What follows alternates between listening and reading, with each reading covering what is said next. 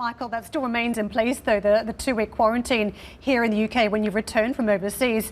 How do you think that's going to impact? Unless you're French or Irish or Right. work in the medical services, you know, the 2-week quarantine is a joke. So where does that leave Sunseekers? I know that you're well and truly up to speed with how the consumer feels about travelling and what they will and won't trade off. How do you think that's going to impact demand over July and August, the rest of the key summer period? It's hard to know, Karen, with any great certainty. But I mean, our best guess is that we think, particularly lots of people in Northern Europe and Ireland and the UK, will still go to Spain, Portugal on family holidays. They will go to the beaches. There are very low incidences, have been very low incidences of COVID in those areas. Mostly in Spain, it's concentrated around the main cities, Barcelona and Madrid. We do think families will still go on the summer holidays once the school holidays come around. But, you know, at best, we think we're talking about 50% of our normal traffic in the months of July, August, September. And then maybe, hopefully, a return to some degree of normality from September, October onwards as the schools go back. But none of us know. None of us are really all that certain. I think what's likely is that, you know, as the restrictions ease or lose all credibility, such as the 14-day lockdown, I think you will see people returning in quite quick numbers, but mainly on the back of deep price discounting, both for the airfares and also for the hotel and holiday accommodation packages. Mike, good morning to you. I too am looking to see if I can still have my summer holiday. But look, just in terms of this 14-day quarantine thing, again, one more time, are you in dialogue with the government about the longevity of it as well? Because they seem pretty determined that it's going to go ahead and hauliers get their exception, but everyone else has to lump it as well. How long do you think the industry can last with those kind of restrictions in place?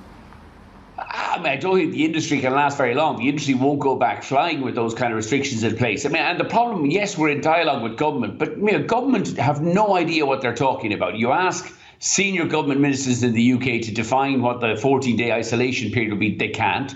They say it's based on science, but then can't explain why you're exempting the Irish and the French. They say, you know, where do you isolate yourself for 14 days? If you isolate in a house where you remember the health service is already resident, do they have to isolate as well? Oh, we're not sure.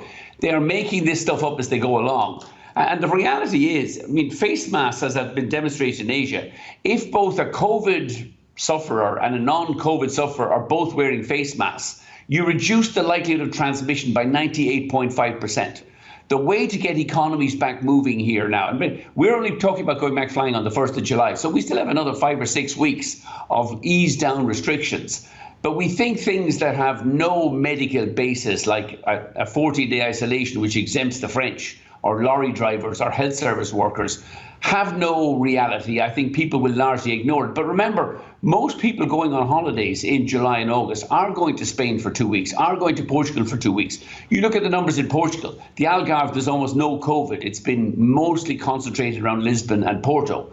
And I think in another 5 or 6 weeks' time, people will simply have given up on some of this ludicrous government, nonsensical government advice like an ill-defined 14-day isolation.